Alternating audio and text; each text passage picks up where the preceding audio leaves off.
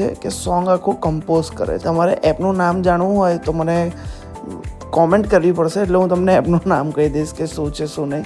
હવે એના કસ્ટમમાં જઈને હું આખું સોંગ પેસ્ટ કર્યું. પેસ્ટ કર્યા પછી હું અંદર લખીશ કે ભાઈ મારે મેલ વોકલ જોઈએ છે, બરાબર છે ને. પછી કંઈ જ નહીં કરવાનું, આ જે ક્રિએટનું બટન દબાય દેખાય છે ને, સોંગને ચલો ટાઇટલ આપી દીધું બારિશ, અને પછી ક્રિએટ પ્રેસ કરી દીધું. હવે ઉપર જેવો લખાઈને આવે છે your groove is on it's way, તમારું સોંગ બની રહ્યું છે, સ્ટે ટ્યુન, બરાબર.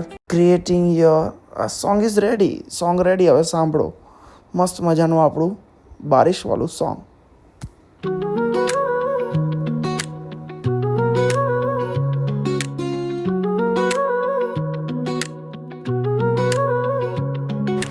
बूंद बूंद गिरती तेरी यादों का एहसास, चांद सा चेहरा भीग जाए तेरे पास, तेरे बिना ये मौसम अधूरा लगे, दिल का हर कोना तुझे ही चाहे, बरसात में तू साथ में तू, दिल कह रहा है बस प्यार